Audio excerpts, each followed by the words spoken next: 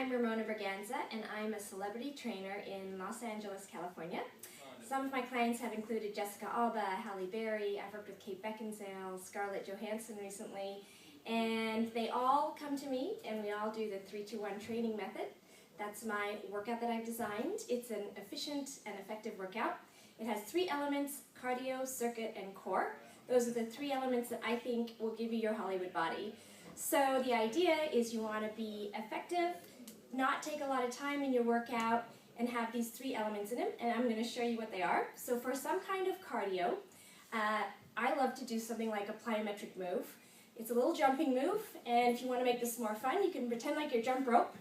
Use your jump rope. The great thing about this is there is no jump rope, so you can get really creative. You can get your knees up, jump sideways. You can even do double unders, which are a lot harder with a rope. So I would jump rope for about 3 minutes. 3 minutes, and if that's a little too long, then just do, you know what, you don't have a lot of time, do 1 minute. So 1 minute of jump rope. Get your knees up, kick your butt. Lots of fun ways to do jump rope. Then I would move on. Let's go ahead and do a circuit of exercises. So I usually choose 3 exercises. I choose something for the front of my body, the back of my body, and my legs. And they're all done one after the other. Here's something for your full body. So this is called a sprawl. It's very similar to a burpee, but the best thing about it is you're going to actually use more calories to do this because you're going to go all the way down onto the ground. It's going to go all the way down to the ground, so come down into a squat. Now jump your legs back, touch the ground, try to jump your legs back in, and stand up. You don't have to look really pretty at it. Just try to get all the way down and get up. Do these 5 times. So back down to squat, out onto your chest, jump it back in, and stand up. That's a tough one. I have a lot of hard time talking through it because I lose my breath, but it's a great workout for your full body. Now let's do something that we normally have talked about doing, and that's a push-up.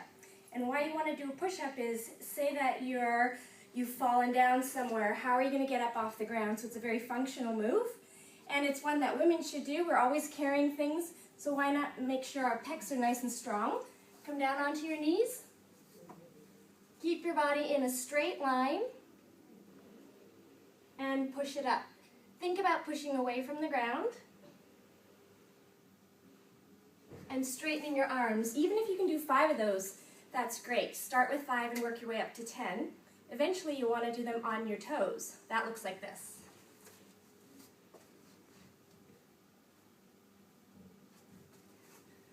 Okay, so now I need to do something for my back, and the wall is a great place to start. If you're working at your laptop all day and you can find a wall, it's called a wall flattener. So you're going to bend your knees, put your arms up into 90 degrees, slowly raise them, bring them back down, back up, back down. Now my back isn't flat against the wall, but I do have nice form. Shoulders are squeezing together, and you're looking straight ahead. Great, so raise your arms and lower very slowly. It's called a wall flattener. And this is going to pull your shoulders back. It's going to have you standing taller, which is something that all my clients want to do. They want to all stand tall on camera. All right, and then of course you've got to do something that works the lower body. So how about a squat? When you're doing a squat, you sit back in the chair, and you want to try to lift your toes so all the weight is in your heels. Stand back up and do that little pop at the top. That pop helps you squeeze your glutes together, and it makes you stand nice and tall. Abs are nice and tight. Sit back in the chair and back up. And now if that's too hard, use a chair. You can touch down on the chair, push yourself back up. But all these 3 moves are really great for building a lot of stamina. They're great for your leg muscles. It's great for your abs. And speaking of abs, we should do a core move.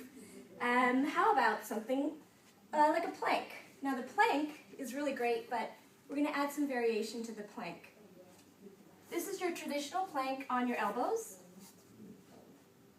And that works really well. You want to hold for 30 seconds, maybe even for a minute.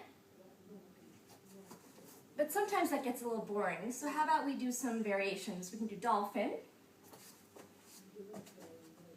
So for dolphin, push your weight back in your hips and then come back down to plank. So you come up in your hips and back down to plank.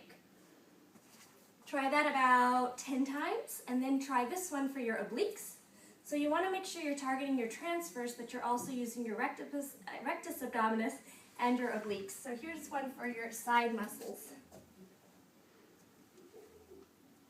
It's called twisting plank, and you're just dropping your hips right and then left. Try to go for 10 reps. Great, so I would put all those three into a little routine. So start with regular plank, do dolphin maybe 10 times, and twisting plank. That's really going to show off that nice waist.